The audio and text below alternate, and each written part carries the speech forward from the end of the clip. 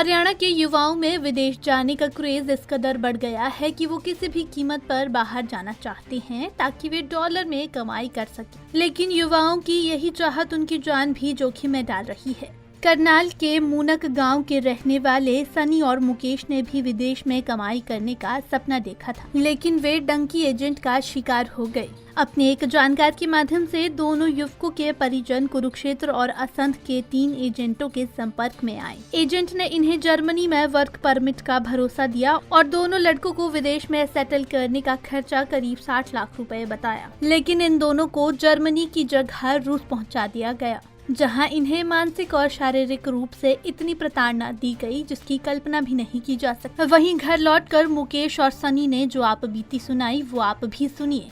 मैं 24 सितंबर को यहाँ से दिल्ली से गया था बैंकॉक थाईलैंड के लिए।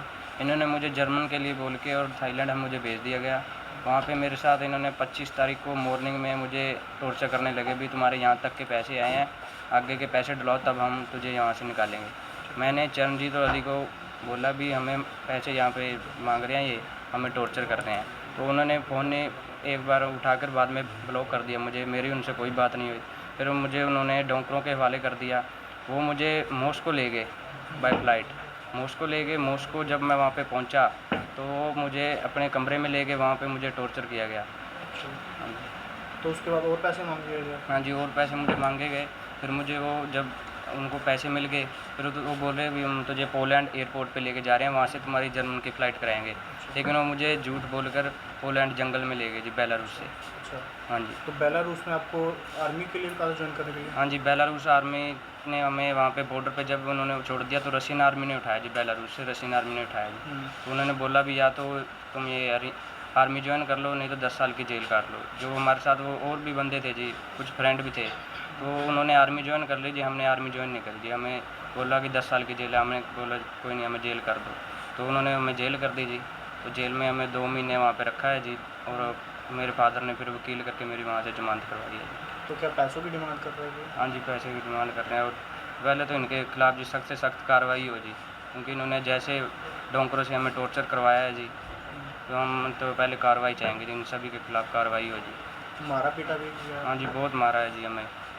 गर्म लकड़ियाँ भी लगाई हैं जी, राड़े भी मारी हैं हमें जंगल में जाके जी। शैनगन वीज़ा गया था जर्मन का जी, वर्क परमिट जी।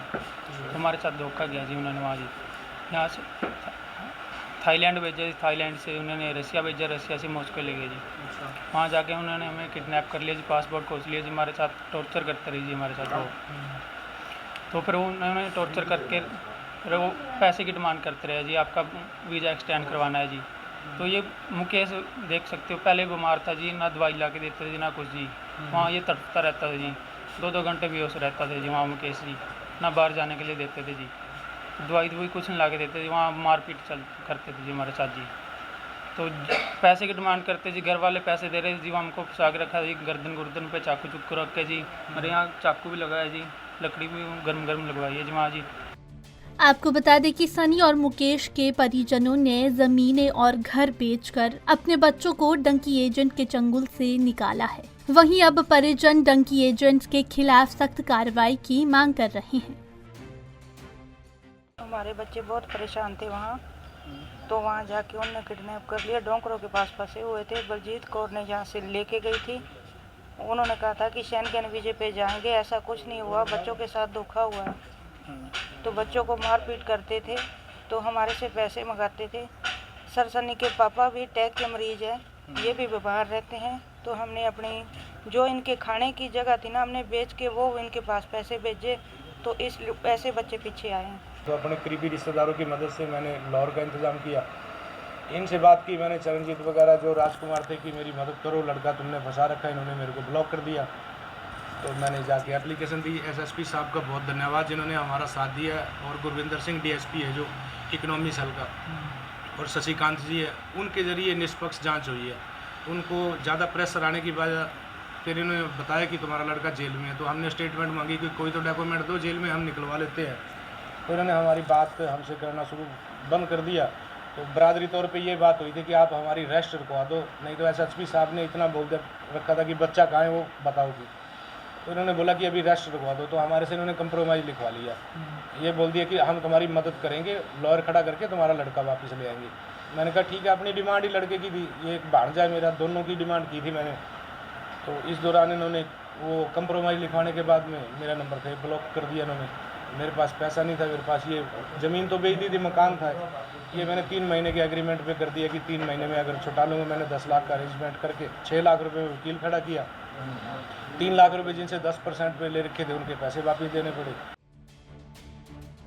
बहरहाल सनी और मुकेश के सही सलामत घर पहुंचने पर परिजनों ने राहत की सांस ली है। माता पिता परिवार के बाकी लोगों के लिए मुश्किल की घड़ी थी, लेकिन अब थोड़ी राहत है। एक तरफ जहां मुकेश के परिजनों को 35 लाख का नुकसान हुआ है, तो वहीं सनी के परिजनों को भी 25 से 30 लाख रुपए गंवाने पड़े हैं। इस मामले के सामने आने के बाद से युवाओं को सतर्क रहना चाहिए और किसी भी एजेंट के झांसे में नहीं आना चाहिए।